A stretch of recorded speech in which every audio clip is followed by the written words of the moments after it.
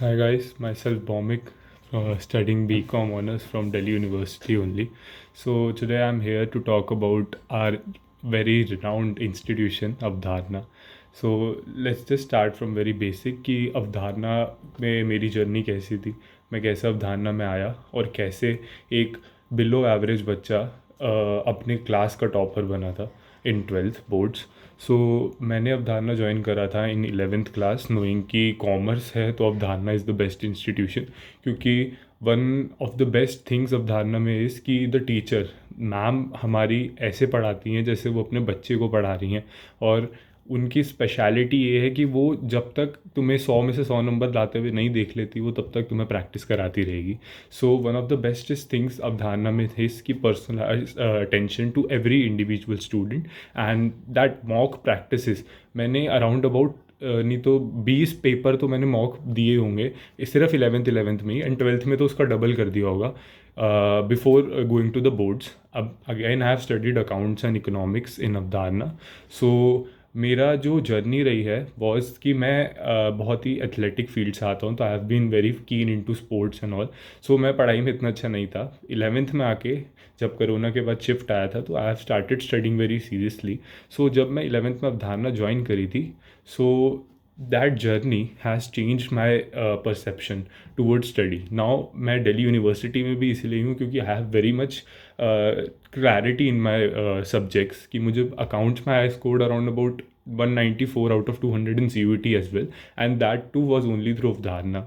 सो अगर अगर आपको पढ़ना है, अगर आपको अपनी जर्नी को इम्प्रूव करना है from 11th 12th and to even in CUET, so Avdharna is the best institution. And why I'm prioritizing Avdharna is simply कि आप लोगों को बहुत institutions मिलेंगे when you start your 11th journey, but Avdharna gives you that personalized touch जो कोई institution नहीं देता। आप major institutions में जाओगे, you will see कि आप लोगों को सिर्फ एक क्लासरूम की तरह पढ़ाया जा रहा है, आपको एक बस इंजॉयमेंट के लिए पढ़ाया जा रहा है, एंड एक्चुअली वो कंसेप्ट की डेप्थ नहीं देंगे। वो सिर्फ अपने PPTs खोलेंगे, उस PPTs को ब्रीफ करेंगे एंड दे विल गो। यही पर्सनल टच एंड यही जो चेंज लाया हमारे परसेप्शन में वॉज थ्रू तरुणा मैम। उन्होंने हमें पढ़ाया ही ऐसे कि हमें वो चैप्टर इतना इंटरेस्टिंग लगा कि हम लोग रोज़ जाके देखते थे कि ये मार्केट में वर्क कैसे कर रहा है। अब be it micro economics, be it macro economics in eco, be it Indian eco as well, कि जब मैंने हिस्ट्री पढ़नी स्टार्ट करी थी, जब मैंने देखा था इकोनॉमिक रिफॉर्म्स के बारे में 12th, और इवन कोई भी ह्यूमन रिसोर्स डेवलपमेंट है, अगेन हम 12th के बाद भी वो पढ़ते हैं। सो यही चीज़ें जो थी, मेरा बेस बहुत स्ट्रांग बना।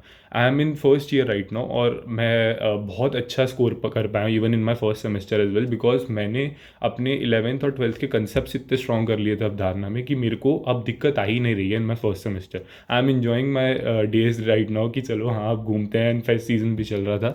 सो अगेन बहुत ही ब्रीफ में आपको एक बहुत शॉर्ट में समरी ये देता हूँ कि अगर आपको एक इंस्टीट्यूशन ढूंढना है इन 11th, अगर आप चाहते हो अपने करियर को बूस्टअप करना, अपने पढ़ाई को सीरियसली लेना, तो डू जॉइन अवधारणा। बिकॉज आपको सिंपल इन अ नटशेल कि आपको अगर कोई भी specialisation within time constraint भी करना है एंड एक अच्छी इकोनॉमिकल रेट में भी करना है, तो अवधारणा is providing you that facility.